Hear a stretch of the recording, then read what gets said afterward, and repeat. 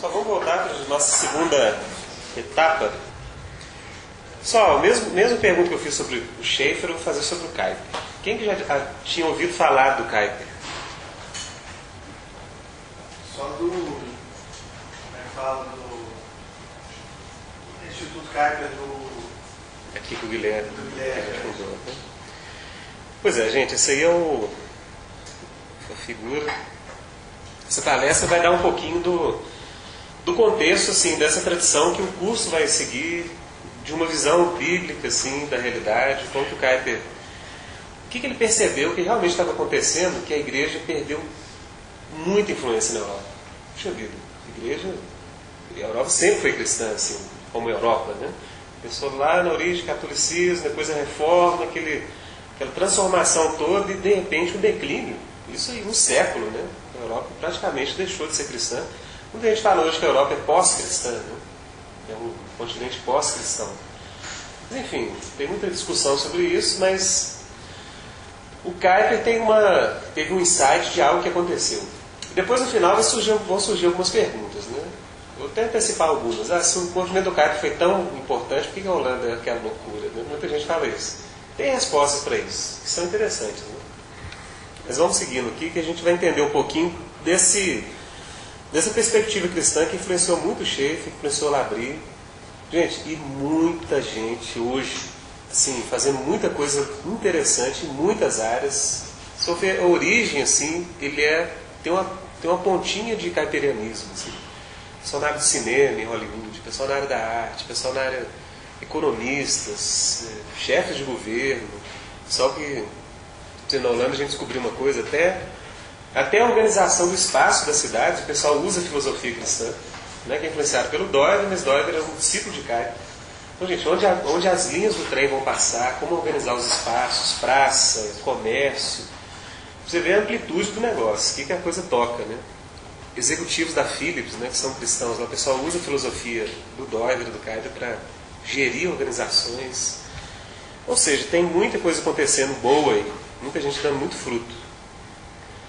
Gente, qual que foi o contexto do Kuyper? O que ele percebeu, né? Por que é importante o Kuyper hoje também? Primeiro, é uma baixa influência de princípios cristãos na cultura brasileira e ocidental. Ou seja, por que é importante a gente saber de Kuyper hoje? Gente, quando tem um programa de televisão, geralmente o pessoal chama um psicólogo, né? Chama lá um sociólogo, dependendo do tema. Mas é quase impossível você ver hoje uma pessoa em um programa público dar uma opinião naquela área de atuação dele e que toque a questão de uma visão cristã da realidade. Ou que fale de Deus.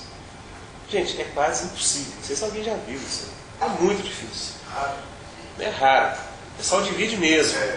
De vez em quando chama um teólogo. Aí o cara fala, mas tipo assim, teólogo. O cara não sabe das coisas da filosofia, da psicologia, não sabe dessas áreas não. Um pastor, né? Um pastor, e tem dado muita tristeza para os pastores. Esses dias eu assisti o programa e eu fui... Quando parece que acaba ficando os dois sistemas também. Tipo, o pastor tem essa visão que já gerou até alguns livros, geralmente assim, não. E o teólogo, a tendência é ter um diálogo mais liberal. Isso. Entende a religião como um substrato de conflito da cultura. Estava vendo Hegel essa semana, por exemplo. Então, os teólogos que vêm são, não de uma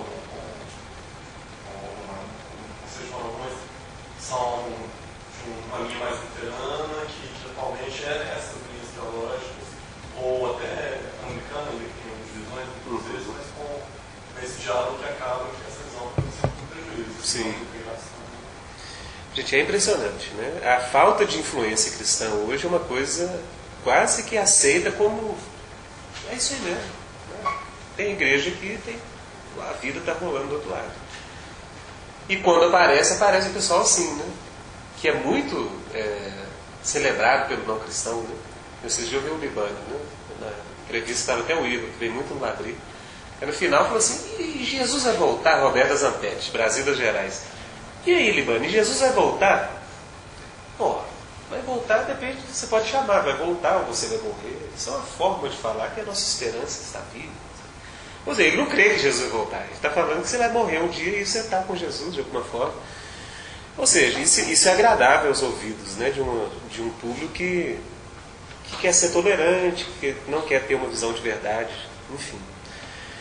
Gente, mas de fato esse é um desafio, né?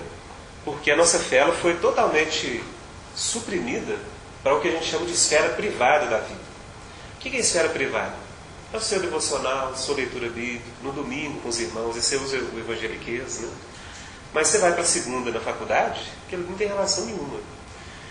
E às vezes a pessoa nem passa conflito de fé com razão, não é porque ela consegue resolver as questões, não, é porque ela separou tanto que não tem conflito mais. Né? Então a pessoa faz psicologia, estuda várias teorias, todas confrontam a visão de que nós somos criatura, que nós transcendemos, enfim. E a pessoa passa pelo curso inteiro e não tem conflito nenhum. Mas por que não tem conflito?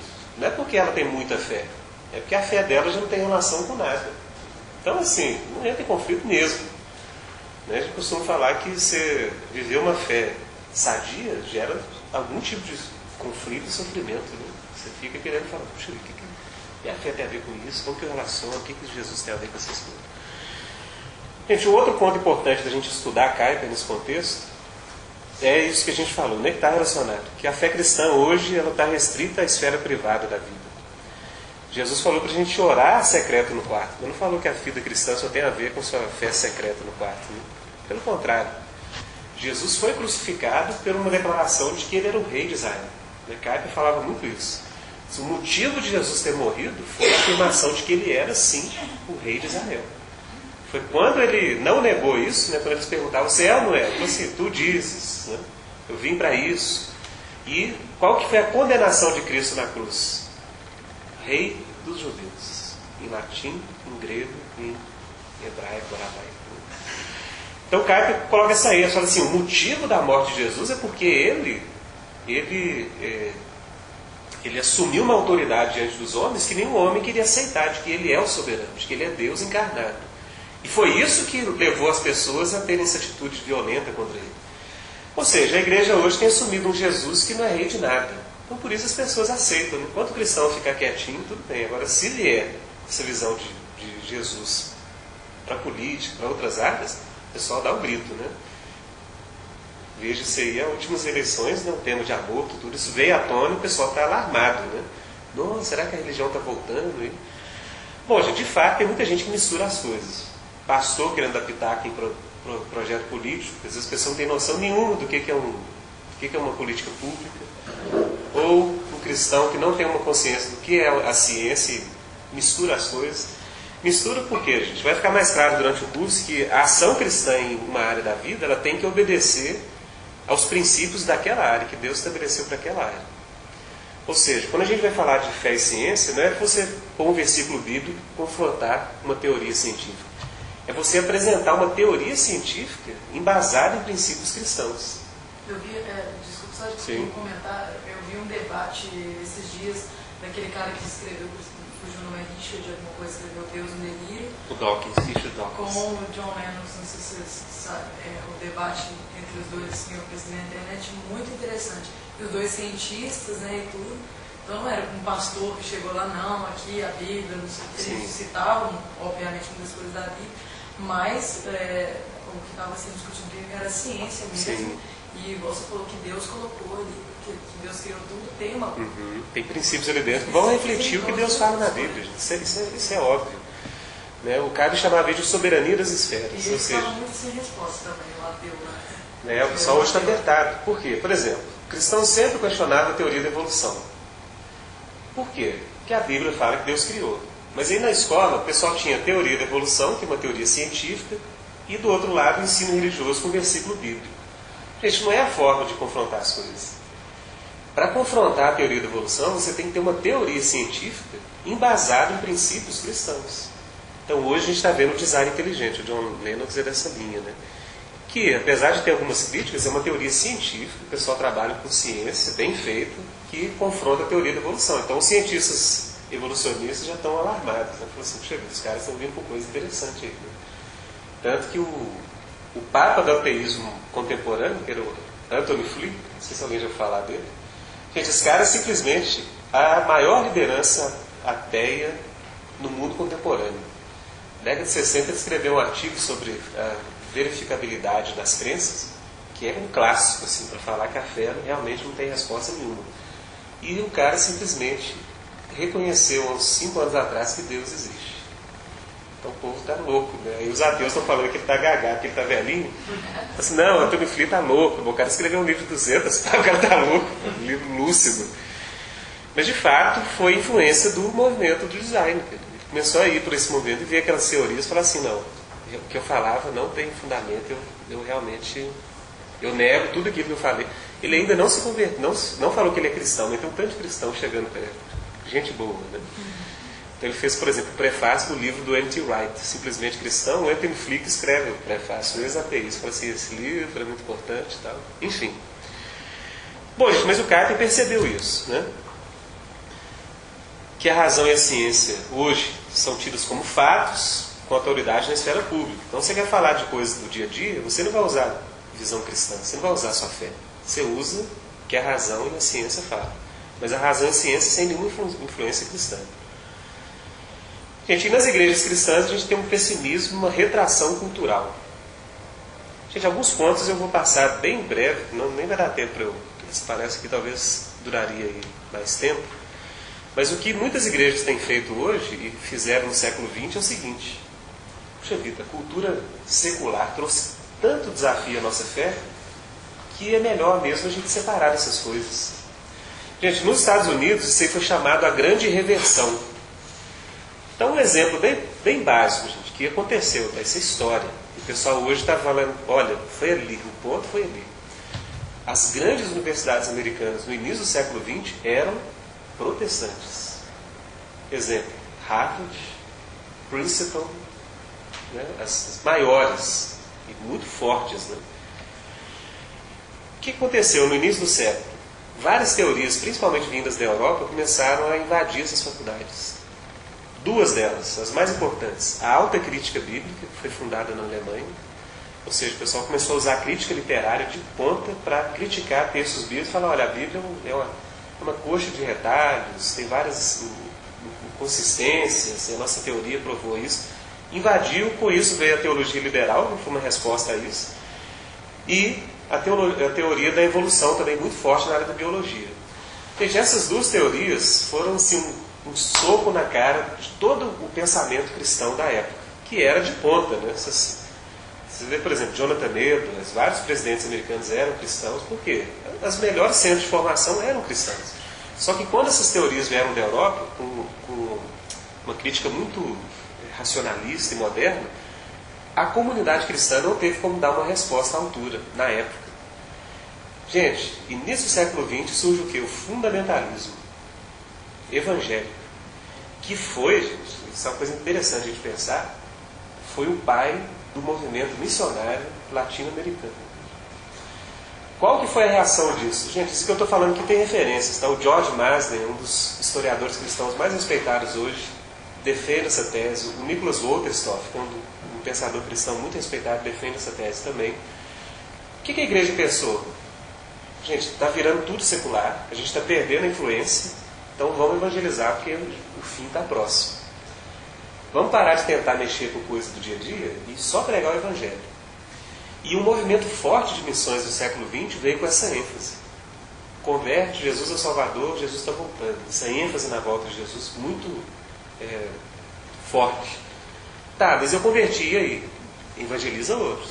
Faz mais discípulos, evangeliza e traz para a igreja. Mas não tinha nenhuma proposta de como viver a vida como um cristão. Deu para entender, gente?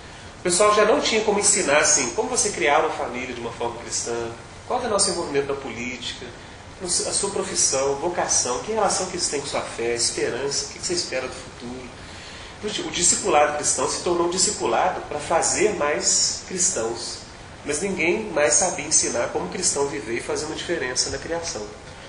Então, gente, isso é chamado fundamentalismo, né? Uma atitude cristã que se fecha para as questões do pensamento, da cultura, da vida e coloca só ênfase em ganhar alma, esse mundo, Deus vai destruir tudo, não tem esperança para nada, o cristão não tem que fazer nada aqui não, é só ganhar mais almas e só isso. Então, gente, muitos de nós aqui, acho que ou somos desse contexto ou passamos, né? A minha conversão foi num contexto assim, para me sair foi difícil, foi dureza, né? Mas realmente a minha visão do mundo era essa. Não tinha nada a fazer nesse mundo mais e queria que Deus me levasse. Gente, então por isso é importante a gente ver Kuyper. Por quê? A gente vai entender um pouquinho da vida dele. Nasceu em 1837 e abandonou a fé na faculdade de teologia. Engraçado a vista. Ele foi fazer teologia e perdeu a fé. Por que ele perdeu a fé? Porque a faculdade de teologia de Leiden, gente, Leiden é uma universidade respeitadíssima na Holanda e na Europa inteira. Foi criada na época da reforma holandesa. O pessoal lá ganhou uma batalha contra os espanhóis e, como prova ou comemoração disso, eles fundaram uma universidade. Olha só a mentalidade dos cristãos da época, né? Ele fala isso, né? No livro Calvinismo do Kuyper, que está aqui, que é traduzido em português. Gente, o título é Calvinismo, mas em inglês chama The Stone Lectures. Foi algumas palestras que o Kuyper deu na Universidade de Princeton. Gente, em 1860, Kuyper perde a fé. Por quê? Porque aquela faculdade já não cria mais em nada que a Bíblia fala. Jesus ressuscitar, tudo isso é conto da carochinha. O Kuyper fala na biografia dele algo interessante, que em uma noite lá, o professor falou assim, gente, Jesus nunca ressuscitou, isso não existe. E o Kuyper e um grupo de alunos vibraram na sala, bateram palmas, isso aí, professor, isso é tudo uma bobagem, uma mitologia. E o Kuyper depois se arrepende disso e fala, cara, eu estava lá puxando a turma, de alegria de ver o professor afirmar isso com tanta... Jesus nunca ressuscitou, e ele vibrando. Gente, perdeu a fé e foi pastorear. Olha que coisa interessante. Por quê? A igreja na Holanda era unida ao Estado. E o cara formado em teologia, o Estado dava uma carreira para a pessoa. E o Kuyper foi pastorear essa vila de Beest, interior da Holanda. E o povo da vilazinha que cria começou a ver que o pastor não cria a Bíblia. Então é uma história bonita, que tinha até uma camponesa muito simples, tinha uma fé que o Kuyper falou, olha, a minha heroína hoje é ela, né? Porque ela orava pelo Kuyper, pela conversão do Kuyper. Né? Falou assim, Deus vai converter esse sujeito. O cara é pastor. E ele passou. Hoje em dia muito pastor precisa converter, né? Continua o desafio da gente orar pelo povo. Mas enfim. Gente, e o Kuyper, ele lia nas histórias da Holanda a época gloriosa da Holanda, que era a época cristã, né? Qual que era a época de ouro da Holanda? Né, que a gente teve até o nosso Nordeste que foi colonizado. 1600, 1700. Gente, todo museu que você vai hoje, galeria de arte, qual que é talvez o setor mais visitado?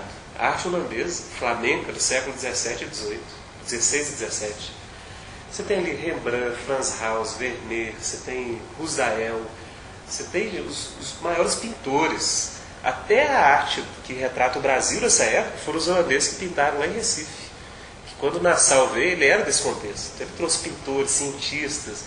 Recife tinha observatório astronômico, foi o primeiro da América, das duas Américas. Os Estados Unidos não tinha isso. Tinha zoológico, tinha tudo naquela cidade. Recife é um lugar interessante, porque é a cultura cristã que veio da Holanda no século XVII. Gente, o Kuyper lia essas coisas, mas tipo assim, isso é passado, acabou. Hoje a razão, a modernidade, a ciência trouxe outra visão. E ele lia sobre como que a fé das pessoas naquela época tinha uma manifestação na vida. E aquilo que impulsionava a Holanda. Os negócios da Holanda, a marinha mercante, enfim. Tudo na Holanda tinha uma origem da fé, né, que eles tinham. E o Kuyper começou a ver aquilo que ele lia nos livros na vida do povo simples que ele pastoreava. Uma fé viva, que o pessoal ainda cria em Deus. E uma vida cheia de sentido, comunidade, o pessoal dava fruto na vida, trabalhava. E o cara começou a questionar a própria vida que ele tinha, né? Gente, então, durante esse ministério pastoral, Kuyper, né, nessa época, 1870, está uma fotinha dele na época, ele diz, né, nas próprias palavras dele, que a Holanda era um país calvinista, século XVI e XVII, e ele tinha perdido todo o contato com aquilo, e de repente ele teve um contato com aquele que ele chama de calvinismo real. Gente, a relação de Kuyper com o calvinismo tem que ser bem compreendida, tá? Porque quem não é calvinista pode falar assim, o que isso tem a ver, né? Para o Kuyper, na época da Reforma, e ele defendeu isso abertamente, né? E o próprio Labrie compartilha um pouco dessa tradição, o ramo da Reforma que foi mais fiel aos princípios bíblicos para ele, que deu mais fruto, foi o ramo calvinista. Holanda, Inglaterra, Escócia, os puritanos que foram para os Estados Unidos, todos eles compartilhavam dessa fé. Gente, você vê assim, onde que a reforma deu mais fruto mesmo? Foram nesse país. Democracia, comércio, arte, cultura, literatura, enfim, tudo floresceu com uma visão cristã, né? Então Kuyper não crê que o calvinismo é uma visão privilegiada, mas para ele, realmente, a interpretação bíblica mais completa que existiu foi essa. Então, o que ele fala, na verdade, calvinismo é isso, o que ele crê que é mais bíblico. Quem que realmente foi lá na Bíblia e trouxe princípios para a vida. Gente, então ele tem uma experiência de conversão em 1868. Então, um pouquinho antes dessa foto dele. Então, gente, o Kuyper ajoelhou de novo, se prostrou e reconheceu que Deus existia, que a Bíblia era a palavra de Deus e que ele estava completamente enganado e errado. Gente, mas a pergunta que o Kuyper fez é: por que cargas d'água eu perdi a fé no seminário teológico? Por que isso aconteceu? O que aconteceu no meu país que a nossa fé já não tem expressão nenhuma? Por que o pessoal olha essas coisas e vê lá no passado e fala, hoje isso não existe mais? Gente, o Kuyper reconheceu que o que tinha desarticulado totalmente a fé cristã era o que ele chamava de modernidade. Tá? Gente, então durante esse curso a gente vai falar muito sobre esse conceito de modernidade, que basicamente é uma convicção que existiu no século XVI e XVII também, tá? Enquanto a reforma estava acontecendo, que tem fruto lá no Renascimento. Então, gente, vem lá desde a Renascença, que foi uma crença maior e mais abrangente de que o ser humano é um ser autônomo e que pela razão, pela ciência e pela atuação do homem no mundo, você consegue ser um ser humano completo. Você não precisa de Deus. Você não precisa mais de fé, de religião, que isso é coisa ultrapassada. Ou seja, a capacidade do homem de pensar a realidade, construir teorias, de conhecer pela ciência e de construir técnicas de controle é suficiente para o homem ter a sua vida plena aqui na Terra. E que todo esse papo de fé, de ressurreição de Jesus, isso tudo é mito. Né? Isso aconteceu, alguma coisa no passado, os homens interpretaram assim, mas hoje a gente chegou nessa maturidade. Gente, isso é basicamente o que a modernidade falava, tá? Então o ser humano moderno cria o seguinte, que se você for totalmente racional e seguir a luz da sua razão, você vai ser um ser humano pleno. E religião não mexe com isso. Religião é coisa de gente que precisa de uma muleta, né?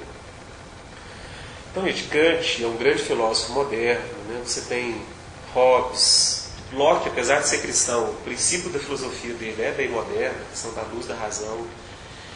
Gente, a modernidade entrou com todos esses princípios na cultura da Holanda e outros países e começou a expulsar a fé. Então, gente, alguém ia ter uma decisão política, você não ia chamar mais um cristão que tinha uma visão cristã da política. Isso era coisa do passado, você chamava um cientista político, racional, um cara, um cientista. E fé foi totalmente desassociada. Gente, a questão é, Kuyper percebeu que depois da Reforma Protestante, a igreja foi aceitando essas coisas que a modernidade foi falando.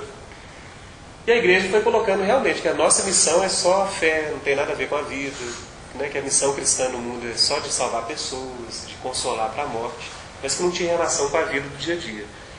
E o Kuyper percebeu o seguinte, falou, gente, mas eu perdi minha fé por causa disso. Ou seja, se a gente tem um princípio que é não cristão, que está invadindo a cultura, isso vai acabar com a nossa fé.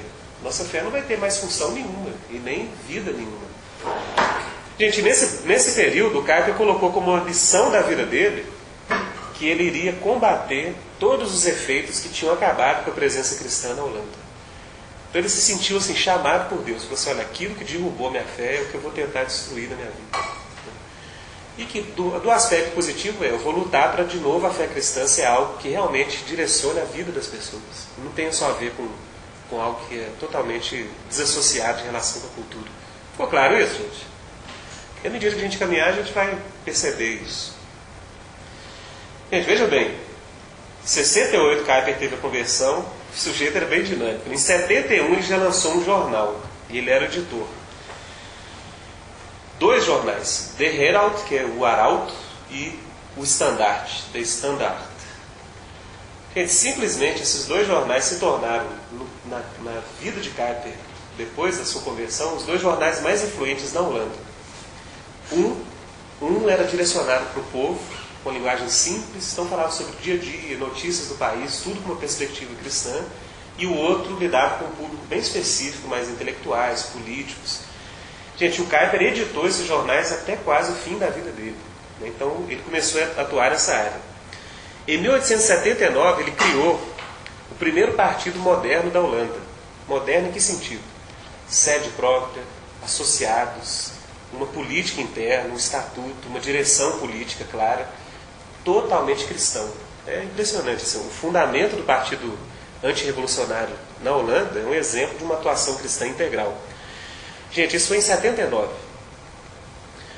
Hoje, o partido que o Kuyper criou, ele cresceu tanto que ele foi perdendo um pouquinho a característica cristã, né? Propriamente cristã. Mas hoje o partido antirrevolucionário é o partido da Aliança Democrática na Holanda. É o maior partido da Holanda hoje. Ou seja, o partido que o Kuyper criou hoje é o maior partido político da Holanda. Fala assim, mas eles fazem uma coisa? Fazem. A Holanda só não é pior do que é, porque esse partido está lá. E a gente tem alguma visão errada da Holanda também. A gente só vê Amsterdã, né? Como se a Holanda fosse Amsterdã, o sexo ali, drogas. Gente, o interior da Holanda tem uma presença cristã como talvez nenhum país da Europa. Né? O pessoal ainda tem uma força muito grande. Né? A gente ainda tem um preconceito muito forte com a Holanda nesse sentido. E muitas ações, por exemplo, a favor da família, da fé, da educação mais conservadora no sentido assim, de princípios, né? Ainda vem da atuação desse partido. Mas hoje tem muçulmano no meio, tem católico, tá uma mistura. Vai ter um outro agora. Aí os kuiperianos mesmo, né, o pessoal que fala, não, cara, a visão de Kuyper foi perdida. Na década de 70, 80, né, eles criaram o Partido da União Cristã, que é um dos partidos que mais cresce na Holanda. Né? Tanto que o fiel da balança nas últimas eleições, quando a gente estava na Holanda, foi o pessoal da Christian Union. E depois pode entrar no site, tem um site deles, os caras fazem política pública. Ministros da Holanda são cristãos, assim, abertamente. Ministro de Defesa, ministro de Interior, ministro da Juventude. É o líder internacional do Brasil, é vereador em Utrecht por esse partido. E eles têm uma abordagem política que considera valores cristãos abertamente. E eles têm crescido bastante. Que sentido que o partido se denomina antirrevolucionário? Ah, sim. Gente, porque a base do pensamento que o Kuyper tinha uma influência também de outros antes dele, a gente nem vai tocar hoje, nem dá tempo, era o seguinte, que os princípios que estavam orientando toda a definição da política europeia eram os princípios da Revolução Francesa. Igualdade, fraternidade, liberdade. Né? Só que os princípios da Revolução Francesa eles eram totalmente humanistas. Tanto que a Revolução Francesa decapitou, né, os religiosos, enfim. A Revolução Francesa foi um movimento também de negação de Deus e da tradição. É o problema da soberania, né? Soberania do povo. Que o conceito do Kuyper é que a soberania vem de Deus. Que a democracia seria uma forma possível, talvez uma melhor, uma forma de expressão do governo divino no mundo.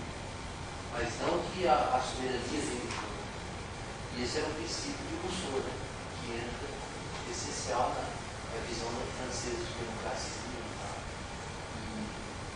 e que através da Revolução Francesa foi espalhado em vários países, o que gerou o sistema de Estado-nação secular que a gente tem hoje. Tem o modelo americano, o modelo francês, mas eles trabalham semelhante. O liberalismo político, a ideia do direito natural, e o pessoal viu claramente que isso envolveu uma substituição de Deus como fundamentação para a ordem social.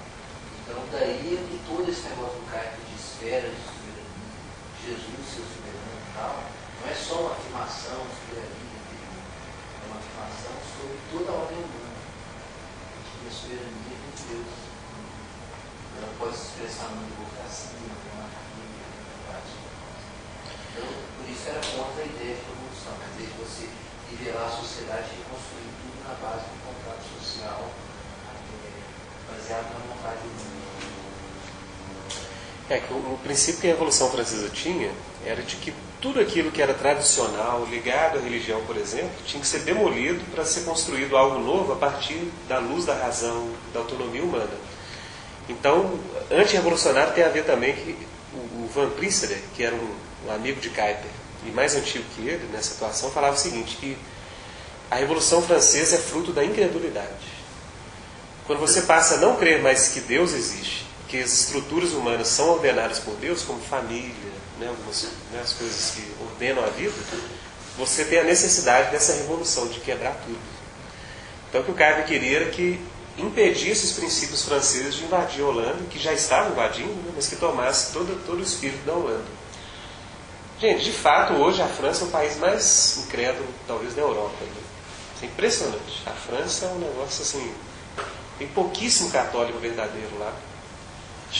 Se eu não me engano, o nível de pessoas que creem em Deus na França é uma coisa de 20%.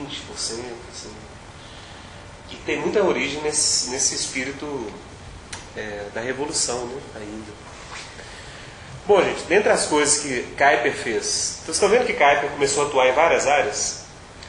Jornais, mudar a opinião pública, atuar nessa área, fundou partidos e fundou a Universidade Livre de Amsterdã. A Vrije. Gente, nós fomos na Vrije, né? Eu estive lá em 2007. Hoje também é a maior universidade da Holanda. Então, assim, o que o Kuyper fez é um negócio que até hoje o pessoal na Holanda colhe frutos, né? Assim como o partido, a universidade também, muitos setores não são mais cristãos, mas tem muito setor cristão ainda, claramente cristão. Se você estudar filosofia, você estuda numa perspectiva cristã, outras áreas de conhecimento. Porque o Kuyper falou o seguinte: olha, se a gente quer ter uma influência cristã, a gente tem que produzir conhecimento, produzir ciência, produzir coisas, uma ênfase cristã. Então ele fundou uma universidade, né? Essa universidade cresceu muito, em 1880. Depois eu tenho uma foto dela ali. Gente, em 1898, Kuyper ele fez as Stone Lectures, que era como se fosse o programa dele, né? O que a gente tem que fazer para a gente voltar a ter uma fé cristã que realmente tem um impacto. Então está aqui o livro, né? São essas palestras dele, que ele fala sobre arte, política, ciência, religião. Teve um impacto muito grande. E em 1901 a 1906 ele foi primeiro-ministro holandês. Ou seja, ele foi... Gente, muita gente fala que Kuyper dominou a vida política da Holanda por 20 anos. Ou seja, durante 20 anos, Kuyper era como se fosse o nosso Lula. Vou fazer, o Guilherme vai gostar dessa comparação. Mas era a pessoa que sempre, quando você pensava em política holandesa, ele estava lá no meio. A figura dele foi claramente...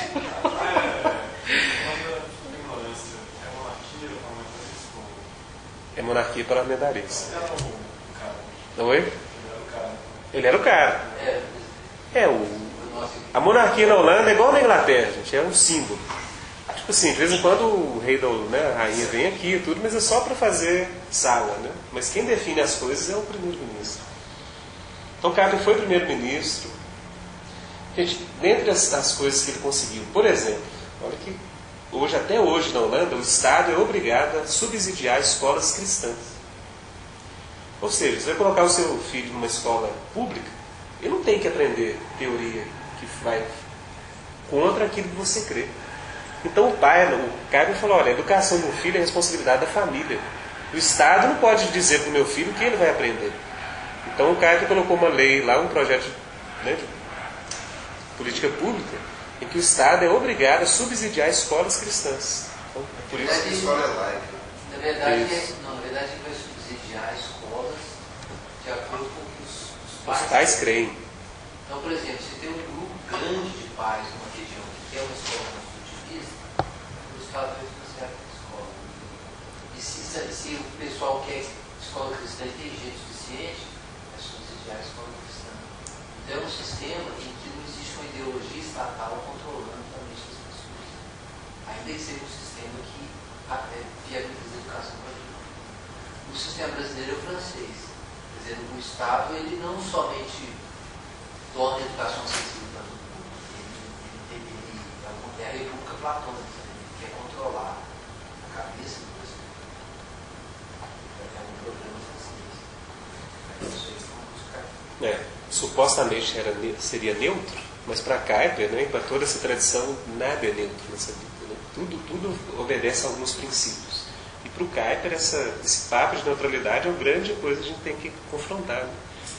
Não existe neutralidade. Quando seu filho está na escola pública, ele está sendo ensinado uma teoria que vai influenciar a forma dele ver o mundo. Isso é óbvio, e vai ser diferente da fé cristã. Né? Gente, produziu intensamente. A obra de Kuyper escrita assim, é monumental. Só um tratado dele sobre a graça comum, são uns 8 livros dessa grossura cada, né? Só vinha holandês. Enfim, gente, o pessoal, os inimigos políticos de Kuyper falavam que ele tinha 10 cabeças e 100 braços. O que ele fez, o que ele atuou, o que ele conseguiu na Holanda é algo assim, impressionante.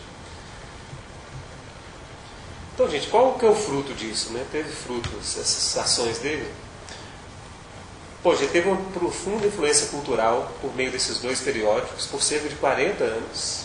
E até hoje na Holanda você tem, por exemplo, o Estado de Minas, mas com uma perspectiva cristã, reformada. O pessoal vê notícias do dia a dia, comentários, o que está acontecendo na política. Enfim, e são cristãos que editam esses jornais. Aqui está uma caricatura que os inimigos do Kuyper fizeram dele. Você vê que o cara tinha respeito, né? Ou seja, o pessoal viu o Kuyper assim, um cara que tinha peso e... Cara de mal, né? E para eles era um cara mau, né? Mas aí os amigos do cara pegaram esse virou... Agora o pessoal que usa fala assim, vocês arrumaram um inimigo aí de peso agora, né? Gente, ele articulou uma ampla visão de princípios cristãos em campos como educação, artes, política, ciência, religião, que até hoje tem um impacto crescente. Ou seja, tem muita gente hoje que considera a visão de Kuyper a visão que orienta a fé deles. Ele aprovou leis que criaram escolas livres, como eu disse, em todo o território holandês, inspirou sociedade civil nos Estados Unidos e Canadá. Gente, muita gente hoje fala que a força da sociedade civil nos Estados Unidos, projetos sociais, projetos com ênfase cristã, muito disso veio da tradição de Kuyper. Muita gente, até não cristã, está vendo essa relação muito clara. O CLAC, o principal sindicato dos trabalhadores do Canadá, foi fundado pelos caetanianos. São quantos membros?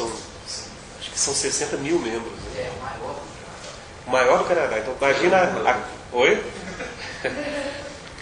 Gente, imagina uma CUT crente. É isso, fazendo analogia, né? Porque às vezes o pessoal luta por direitos dos trabalhadores, luta por direito de greve, todas essas coisas, só que cristão. Criou e estabeleceu essa universidade, que hoje é a maior da Holanda, né? Tá, a Vrije University, em Amsterdã. Inspirou o movimento de filosofia reformacional, né? Tá algumas figuras aí. Doiver, que a gente está traduzindo em português, é um discípulo de Kuyper. Então Doiver tentou introduzir o princípio de Kuyper na filosofia. Então ele falou assim, tudo isso que o Kuyper produziu na área da teologia, todos esses insights, vão produzir um sistema filosófico nesses termos. Bob Goodsberg é hoje um economista aposentado, que a gente conheceu no Labrie da Holanda. Tem muita relação com o Labrie da Holanda, foi lá nos conhecer, encontrou. Amigo do Huckmacher, né? Isso, amigo pessoal do Huckmacher. Dá consultoria para o Banco Mundial, para a FMI, dá consultoria para muitas agências de economia. Quando ele aposentou na Holanda, teve entrevista em rede nacional. Ou seja, respeitadíssimo. Cristão aberto. Tudo que ele fala de economia, ele fala, não, hoje a gente volta para Deus e não tem solução nesse negócio. Ele é claro a respeito disso, e respeitadíssimo. Skjuma, nós tivemos na casa dele também, que é um senador holandês que trabalha na área de tecnologia. Ou seja, os cristãos na Holanda hoje, o trabalho de ponta na área de tecnologia, o que isso influencia na nossa vida, como fazer isso, como implementar tecnologia, os cristãos são a referência hoje na Holanda. Né? E o Skjuma é um deles. Bom, gente, influência na academia holandesa, por exemplo, Universidade de Leiden, Groningen, Utrecht, todos eles têm setores cristãos lá dentro. Então imagina, você vai na UFMG ou lá na USP, você fala assim, não, eu quero estudar com uma ênfase cristã. E tem departamentos lá dentro que te dão esse amparo. E cristãos lá nessas áreas. Né? Então assim, os caras estão em muitas áreas, né, atuando. Kuyper também atuou na reforma da igreja, da espiritualidade holandesa. Então, por exemplo, vocês lembram que o Estado mandou um sujeito que não cria para pastorear os camponeses? O Kuyper lutou contra isso. Falou assim, isso não pode acontecer. O Estado está patrocinando uma fé liberal. E o Kuyper achava que a igreja tinha que desassociar do Estado, porque estava gerando um liberalismo na Holanda. Então ele promoveu a separação da igreja do Estado, criou as igrejas livres na Holanda, reformadas, que deu uma renovação muito forte no movimento. Então, vocês estão vendo que ele atuava na igreja, pastor, teólogo, jornalista, editor, filósofo, político. O sujeito trabalhava em muitas frentes. Né? Bom, já falei disso, o partido que ele criou. Gente, que fruto que veio disso? A gente está chegando para a nossa conclusão. Dentre as organizações que foram criadas assim, com influência do Kuyper, né? Direta ou indireta, uma delas, o Labrie, como eu disse aqui, né? Então o que o Schaeffer fez? Todo esse insight que o Kuyper trouxe, que foi uma renovação da fé cristã após a modernidade ter chegado. Ou seja, como que a nossa fé hoje tem a relevância que já teve antigamente. Então o Kuyper trabalhou muito isso. Então o Labrie, o Schaeffer pegou essa expressão e colocou isso num nível bem das pessoas, né? Então os livros do Schaeffer, você lê, vai falar lá de, enfim, cultura popular, Beatles, música popular. O Schaeffer trouxe isso para um nível bem onde as pessoas viviam. E o Labrie trabalha muito nessa área de espiritualidade, né, de comunidade, como eu já falei aqui. O Labrie, a gente trabalha a espiritualidade que tem a ver com esse tipo de presença no mundo. E a gente fica só filosofando também, fazendo né? Mas tipo assim, sei lá, você vê o cara fazendo aquelas coisas, o movimento todo, mas isso é o lado público da coisa. Como é que é viver isso comunitário e que tipo de espiritualidade que alimenta esse tipo de presença? Aí o Labrie vem que foca muito nisso. Isso. Até o Art in Folk, quem que teve no Art in Folk? O Eliel, né? Foi lá, o Luciano. O Art in Folk é um movimento que tem inspiração nesse tipo de abordagem, né? Que são cristãos fazendo uma arte com um enfoque cristão, mas não gospel, quer dizer, é só fazendo arte de qualidade na esfera pública. Então a gente usou lá o Teatro Sabará, o pessoal da cidade foi, gostou, o prefeito gostou, o pessoal da prefeitura estava lá, o secretário de cultura. Ou seja, a gente está tentando implementar isso aqui, né, do cristão ter liberdade de seguir a vocação dele, onde ele foi chamado para estar. Trinity Forum, um ministério que capacita lideranças nos Estados Unidos. O Os Guinness é um dos fundadores, que veio do Labrie também. Esse é o pessoal da Christian Union, que é esse partido hoje preteriano lá na Holanda. Então, o pessoal ali é pessoal que está na ponta da política holandesa em vários setores, né? A Rocha, que saiu de Labrie, mas aí de novo, indiretamente vem desse movimento que Kuyper iniciou, né? Que hoje foi fundado em Portugal, hoje tem mais de 20 países. É a única organização cristã autorizada assim, a fazer o trabalho abertamente em países muçulmanos, né? No caso lá, a Líbia. Eles têm um trabalho muito grande na Líbia, enfim. Food for the Hungry, que é um ministério que lida com questão de amparo e assistência em países pobres. O Prison Fellowship, que eu falei, que é o Charles Colson, que era assistente do presidente Nixon, converteu, e depois o Schaeffer foi praticamente quem discipulou ele, vive essa visão. O Hans Huckmacher, né, que a gente fala num capítulo desse livro, criou várias associações de artistas. Essa é o Christian in Visual Arts, né? Cristãos nas artes visuais, uma das associações que ele ajudou a criar.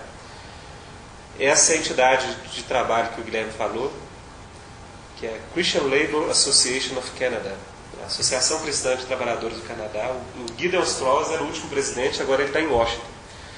Em Washington tem um centro de influência em políticas públicas, que também é inspirado pela visão kuiperiana. Oi?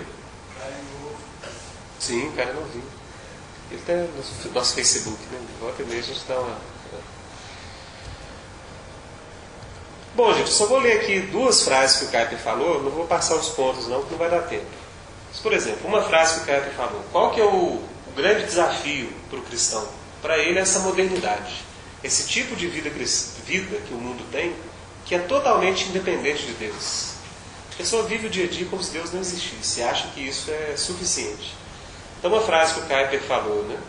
O modernismo agora enfrenta o cristianismo, e contra este perigo mortal, vocês cristãos não podem defender com sucesso seu santuário, exceto se colocando em oposição a este sistema, uma biocosmovisão, né, essa ideia de uma visão de mundo própria de vocês, fundada tão firmemente sobre a base de seu próprio princípio, elaborada com a mesma clareza e brilho, numa lógica igualmente consistente.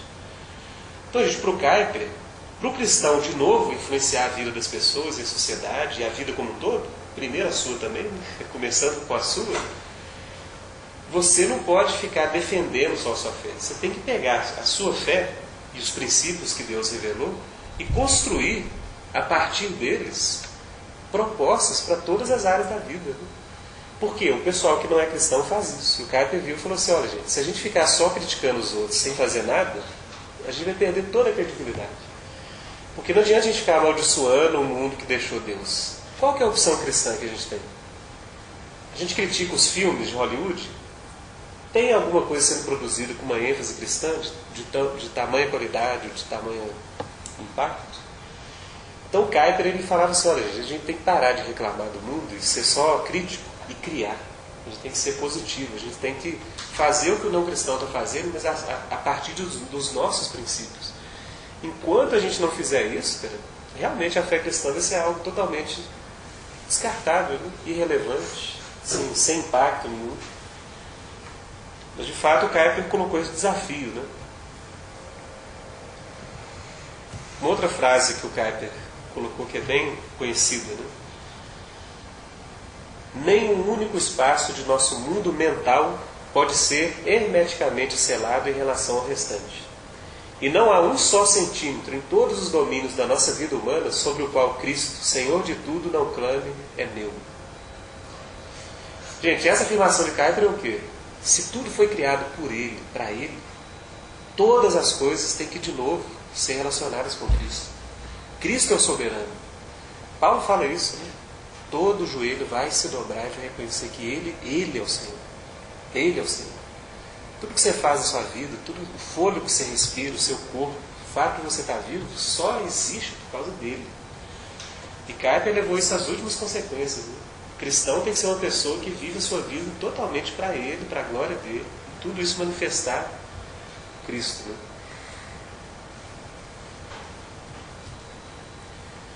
Bom, gente, concluindo então, né? Passei alguns pontos ali, mas depois a gente vai voltar em alguns deles, né? E com outra abordagem a gente volta com certeza. Se essa tese da grande reversão, você lembra que eu falei no início? De que realmente a igreja ficou amedrontada com o avanço daquelas críticas todas e fugiu, né, da vida e da cultura, é correto? Necessitamos, como cristãos, de uma articulação profunda para apresentarmos uma visão coerente da fé cristã na cultura e na vida em geral. Ou seja, se a fé que a gente recebeu que fala que vida cristã é a igreja, que você só está aqui para salvar almas, Jesus te salvou e te deixou aqui só para você ganhar mais gente, né? Que o resto não tem nenhuma importância para Deus. Gente, se a gente recebeu isso como princípio da nossa fé, isso está errado. Está errado. Por quê, gente? Primeiro, Deus criou todas as coisas e Deus, o fundamento da fé cristã é a glória de Deus. E Deus não dá a glória dele para alguém. Ou seja, Deus quer ser glorificado na criação dele. Então esse negócio de que Deus não tem nada a ver com nada que está acontecendo por aí, isso é mentira. O que isso gera? Uma igreja que concentra o poder, ou seja, você tem a visão de que o reino de Deus só está ali na igreja local, o que você faz no dia a dia não tem relação nenhuma com aquilo, e a sua energia como cristão é totalmente direcionada para isso, né? Você aumentar a igreja local, fazer tudo acontecer ali. Só que, gente, a gente vai chegando no ponto que você vê que a vida é maior do que aquilo, não é verdade? Você fala assim, puxa vida, cara, tanta coisa por isso, será que Deus não tem nada a ver com isso? Kuyper diria, tem tudo a ver. Tudo a ver. De fato, as coisas só têm sentido quando são relacionadas de novo com Deus. Então, gente, de fato, se existiu essa fuga cristã da cultura e que levou esse tipo de fé alienada, né, uma espiritualidade que te afasta das coisas da vida, que isso a gente vai falar muito aqui também, é hora da gente apresentar uma proposta. E por isso o exemplo de Kuyper, por isso a gente, falando isso hoje, né, que vai dar abre um horizonte do que a gente vai ver durante o curso aqui. Abraham Kuyper se apresenta a nós como um exemplo sóbrio, ao mesmo tempo prático e profundo dessa articulação, com aplicações possíveis na realidade contemporânea. Gente, algo interessante, o Guilherme comentou que é um ponto forte do Labrie. Kuyper tinha uma espiritualidade de devoção a Deus profunda. É algo assim, pouca gente comenta, muita gente foca só no lado político dele, né, de ação. Mas Kuyper era uma pessoa que, todo dia que ele acordava, ele dedicava a vida dele a Deus. Ele tinha períodos, ele escreveu livros devocionais que são maravilhosos. Né? Por exemplo, tem um livro dele, Próximo de Deus. São devocionais. Você lê, a gente tem ele aqui, né, em inglês. Infelizmente não foi traduzido ainda. Mas a vida dele com Deus de intimidade era profunda. Né? Eu li um dia uma biografia do Kuyper, uma senhora falando que no final da vida dele ela visitou a casa do Kuyper. e que antes da comida, a comida foi posta na mesa, e ela falou assim, ela não acreditava naquilo, né? Porque Kuyper era o primeiro-ministro da Holanda, que era a figura no país, né? E ele, igual uma criança, falou assim, gente, vamos ajoelhar. E a família toda ajoelhou, eles ficaram ali um tempo orando a Deus, agradecendo pela comida, e ela acho que nem cristã não era. E ela falou assim, gente, a fé era como se fosse uma criança, assim, sabe? A confiança que ele tinha em Deus. E ela sentiu como se tivesse saído dali de toda aquela agitação de Amsterdã, tudo, naquele momento.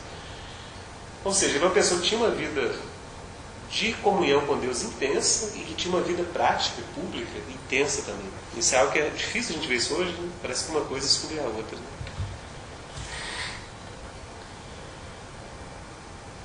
Gente, um último ponto que, apesar de ser um grande exemplo, né, a gente vive em outro contexto. A gente vive no Brasil, os nossos desafios são outros. Né? Então, o grande desafio de apropriar Kuyper é que princípio que Kuyper colocou que é válido para nós, que a gente pode viver no nosso contexto, né? Na nossa escola, na nossa família, no nosso bairro, nas coisas que a gente faz aqui, no Brasil, a partir da nossa realidade, da nossa cultura.